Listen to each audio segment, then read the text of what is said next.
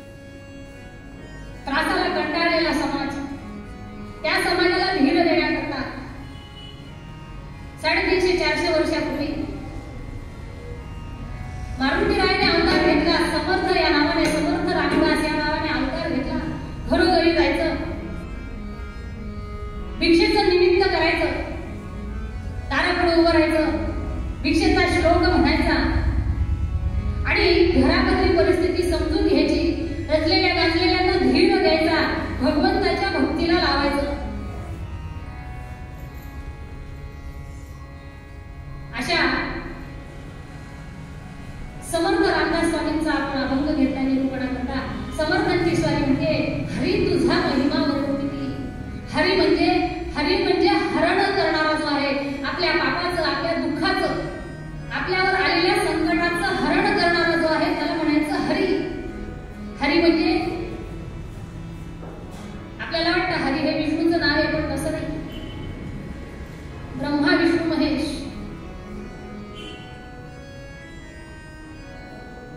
ब्रह्मा म्हणजे उत्पत्ती, विष्णू म्हणजे स्थिती पालन करणारा आणि भगवान शंकर म्हणजे लय करणारा, विनाश करणारा. पण ह्या तिघांवर ज्याची सत्ता चालते ते जे परब्रह्म स्वरूप आहे त्याला म्हणायचं हरी. म्हणजे जसं पंतप्रधान असतात, प्रत्येक पार्टीचा कोणीतरी नेता असतो, प्रत्येक गावाचा एक कलेक्टर असतो, पण एक हायकमांड नावाची गोष्ट असते. हे हायकमांड म्हणजे काय? हायकमांड म्हणजे हरी. आणि त्या भगवंताला समर्थांनी एकदा प्रश्न विचारला की देवा, तुझं वर्णन, तुझा महिमा आम्ही कसा गायचा? कारण दशशतवदना पार न लागे, 10 मुखांनी नवे नवे शतकोटी प्रविस्तरम, एकैक अक्षरम पुसा महापातक नाशनम. 100 तोंडांनी, हजारो तोंडांनी, सहस्त्र तोंडांनी जरी तुझं नाम घेतलं तरी सुद्धा तुझा महिमा वर्णन करता येणार नाही. तुझा महिमा हजारो मुखांनी वर्णन करता करता थकल्या वेदश्रुती, वेदही थकले, श्रुतीही थकले, तरी पण तू शिल्लक राहिलास. सगळीकडे जराजरामध्ये व्यापून तू पुन्हा शिल्लक राहिला. अशा तुझं वेदांनाही तुझ्या रूपाचं, श्रुतीलाही तुझ्या कीर्तीचं वर्णन करता येत नाही देवा. तर माझ्यासारख्या पावराने तुझा महिमा कसा वर्णन करायचा?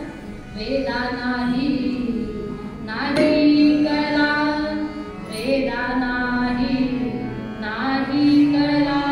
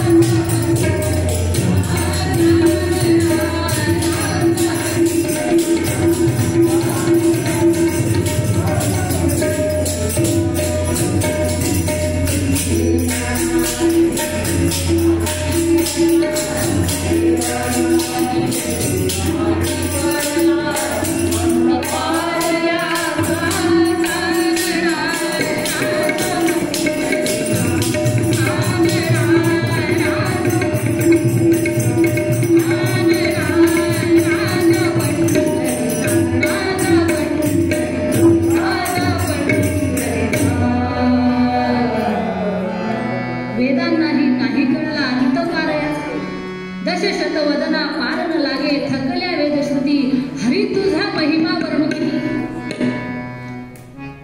शुक सनकादिक मुनिजन प्रेमे शुकमुनींनी भागवताच्या माध्यमातून सनकादिकांनी तवगानी रंगती सनकादिक असतील ऋषीमुनी असतील शुकमुनी असतील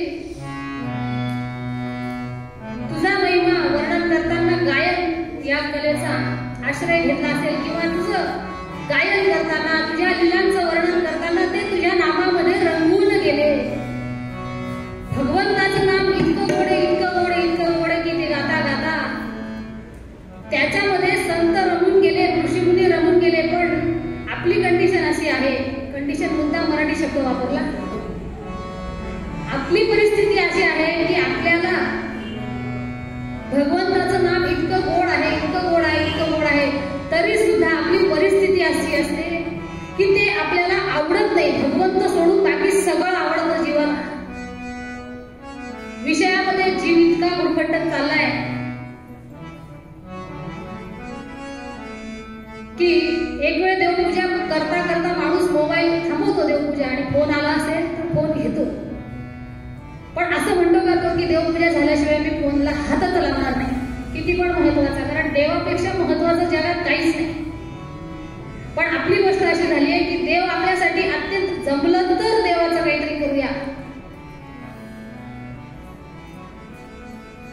जर देवावर प्रेम असतं तर आज मंदिरात गच्च गर्दी असते एवढी जाहिरात करून पेपरामध्ये देऊन व्हॉट्सअपला पाठवून स्टेटस ठेवून निरोप पाठवून सुद्धा बरं वेळ आपण मुद्दाम दुपारची निवडली आता घरी झोपायचं त्यापेक्षा कीर्तनात चांगली झोप आली असती की नाही घरी झोपण्यापेक्षा कारण मुळात कसं आहे कीर्तनी बैसता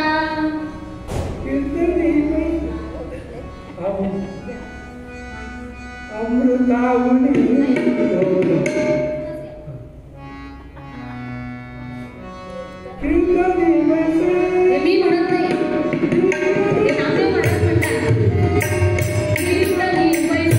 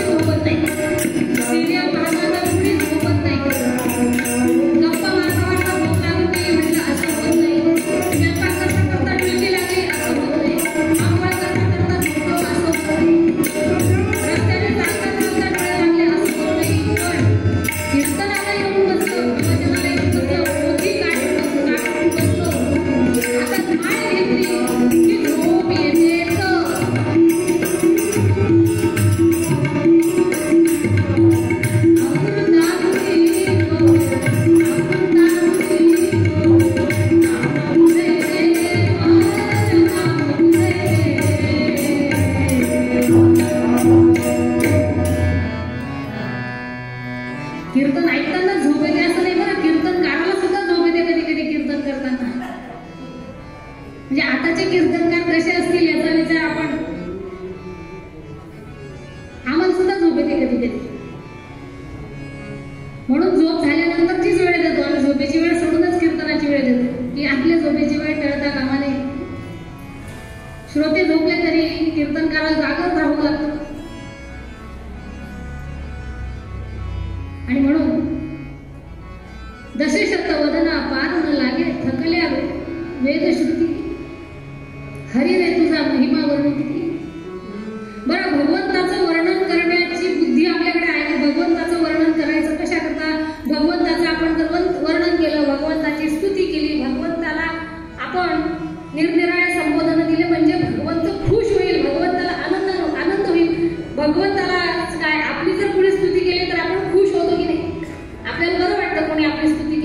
खोटी का असेल आपल्याला माहिती की हा जे म्हणतोय माझ्याबद्दल याचं जे काही मत आहे खोटं आहे, मी असा मुळीच नाही, पण तरी सुद्धा आपली जर कुणी स्तुती केली तर आपल्याला आनंद होतो. मग आपल्याला असं वाटत असेल की आपण भगवंताची स्तुती कशा करता करायची, तर भगवंताला आनंद होईल म्हणून करायची. पण भगवंताचा आनंद कशात आहे हे समजण्याची बुद्धी तरी आपल्याकडे आहे का?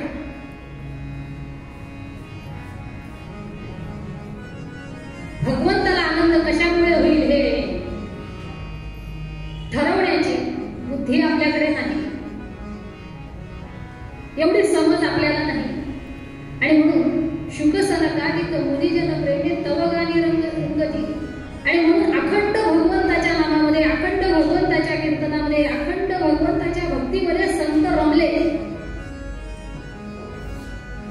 कारण पुन्हा पुन्हा पुन्हा पुन्हा जसं ताक जितकं घुसळलं, ताकाचं जितकं मंथन करावं तितकं लोणी वर वर वर वर येत जातं, तसं जितकं भगवंताचं नाम आपल्या अंतःकरणामध्ये आपण घुसळू ना तितके विषय विकार बाहेर चालले जातील. आणि जो आपल्या हृदयामध्ये असलेला परमात्मा आहे, जो परमात्मा तत्व आहे ते प्रकर्षाने आपल्याला जाणवायला लागेल, ते अनुभवायला येण्याकरता भगवंताच्या नामाशिवाय, उपासनेशिवाय आपल्याला पर्याय नाही. आणि एका रात्रीत भगवंत आपल्याला प्रसन्न होतच नाही. वयाची 45-60 वर्ष आपण काही केलं नाही, आता रोज जर आपण एक लोटा जल घेऊन गेलो म्हटलं 8 दिवसात 15 दिवसात 5 दिवसाचं व्रत केलं की महाराज मला प्रसन्न होतील.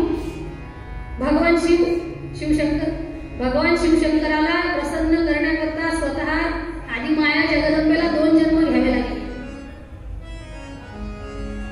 सतीच्या जन्मामध्ये किरकोळ चूक घडली होती, तिची छोटीशी चूक झाली होती तिची. एकदाच नवऱ्याने सांगितलेलं तिने ऐकलेलं होतं, कोणी सतीने एकदाच. ज्या बाया विवाहित आहेत त्यांनी विचार करा, त्यांनी नवऱ्याचं किती वेळा किती किती ऐकलेलं आणि किती किती नाही.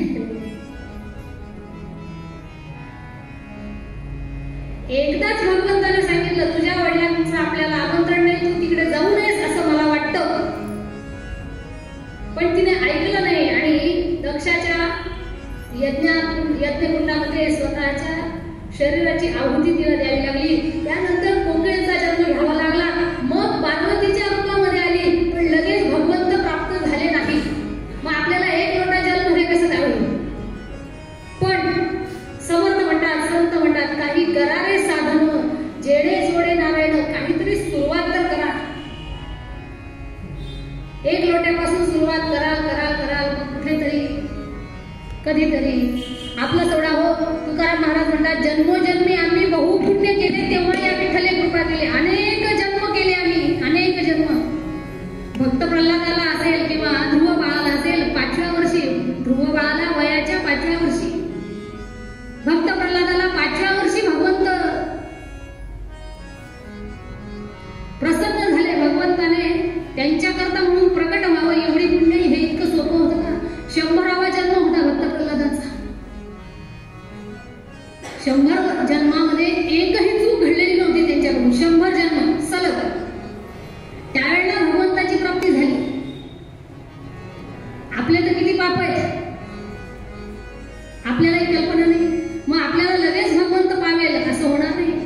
पण तो पावणारच नसेल तर मग कशाला भजन करायचं असा विचार करण्यापेक्षा संतांनी सांगितलेल्या मार्गाने आपण जावं. संत ज्या मार्गावरून गेले त्या मार्गाने जावं. एक ना एक दिवस आपल्याला भगवंत नक्की भेटणार. संत कोणत्या मार्गाने गेले? समर्थाने सांगितलं, मना सज्जना भक्ती पंथेसी जावे, तरी श्री करी पाविजे तो स्वभावे, जनी निंद्यते सर्व सोडून द्यावे, जगी वंद्यते सर्व भावे करावे. जय जय रघुवीर समर्थ. मना सज्जना भक्ती पंथेसी जावे. भरपूर मार्ग आहेत भगवंताकडे. योग आहे, हठयोग आहे, प्राणायाम आहे, समाधी आहे, निर्विकल्प समाधी आहे, भरपूर गोष्टी, भरपूर मार्ग आहेत. पण हे मार्ग आपल्याला जमणार नाही, आपल्यासारख्या प्रापंचिकाला जमणार नाही. मग सोपा मार्ग सांगितला, मना सज्जना भक्ती पंथेसी जावे. पण भक्ती करायची ती सवडीने न होता आवडीने पाहिजे. आवडीने भावे हरिनाम घेसी. आवडीने नाम घेता आलं पाहिजे.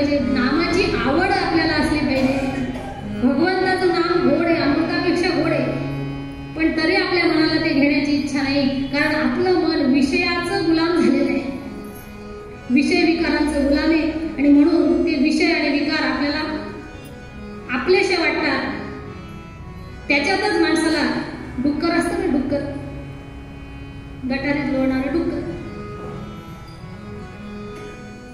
त्या डुकराला एकदा तुम्ही पकडून आणा, त्याला स्वच्छ आंघोळ घालायला येतील त्या दिवशी. त्याला किती साबण लावला, कितीही सुगंधी साबण लावा, उटणी लावा, चांगलं अत्तर लावा, तेल लावा, परफ्यूम लावा, चांगले कपडे घाला, त्याला चांगलं चांगलं खायला पंचपक्वान्न, तरी ते डुक्कर शेवटी गटारीतच जातं, घाणीतच जातं. त्याचं कारण असं आहे की त्याला त्या गटारीच्या घाणीची सवय झाली आणि तेच त्याचं जग आहे असं त्याने मानून घेतलंय. तसं आपलं मन सतत सतत विषयाकडेच धाव घेतं, पण संतांनी मात्र त्या विषयाकडे धावणाऱ्या मनाला पकडून आणला, त्या मनाला पकडून आणलं आणि त्याला भगवंताच्या चरणाशी लावण्याचा प्रयत्न केला. आणि हे फार अवघड काम आहे. कीर्तने बैसता नेत्रे नागविले, मन माझे मोहिले, विषय सुखा.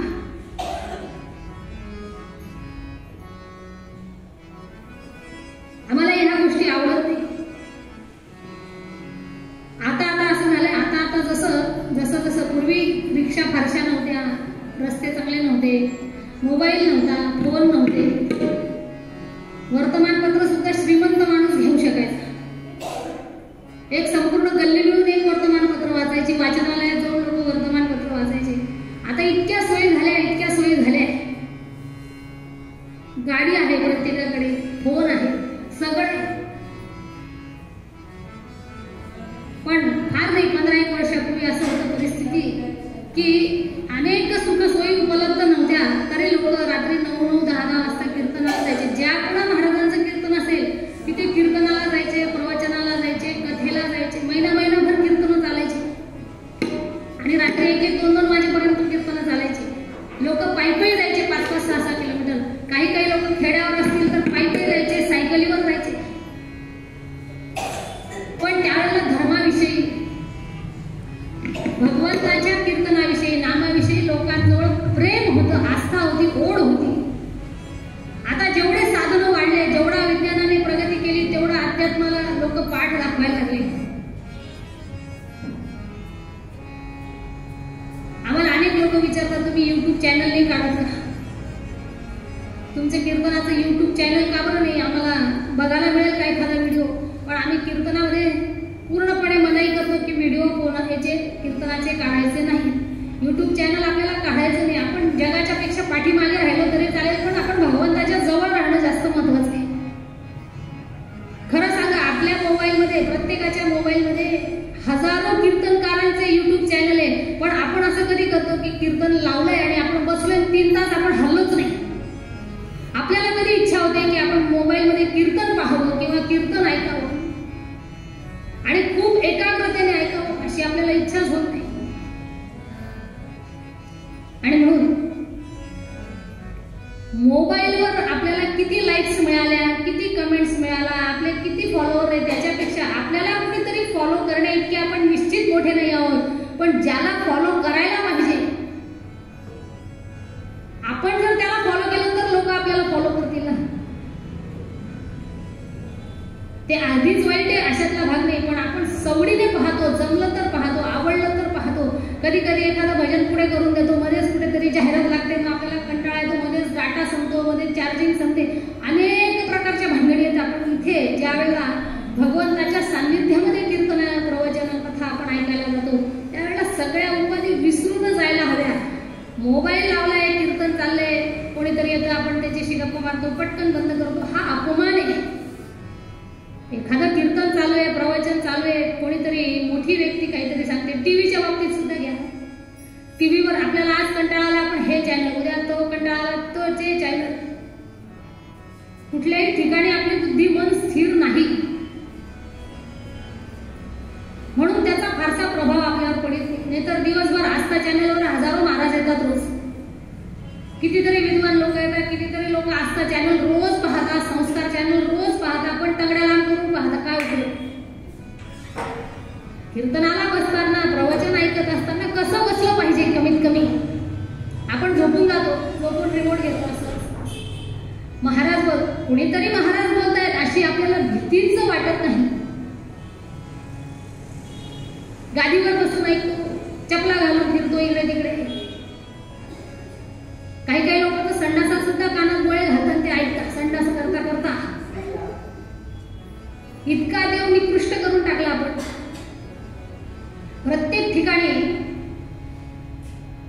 प्रत्येक ठिकाणाचं स्थानाचं काहीतरी महात्म्य, अमुक गोष्ट अमुक ठिकाणीच करावी असं काहीतरी शास्त्राने सांगून ठेवलंय, ते आपल्याला करायचंच नाही. स्वयंपाकघरामध्ये जेवण करावं शक्यतो. स्वयंपाकघरात जिथे स्वयंपाक बनवला जातो त्या स्वयंपाकघरातच जेवण करावं. पण आजकाल सगळेच गादीवर बसून जेवण करतात, चपला घालून जेवण करतात. चप्पल घालून स्वयंपाक सुद्धा चप्पल घालूनच करतात. मग कसला नैवेद्य, कशाचं काय त्यापेक्षा काहीच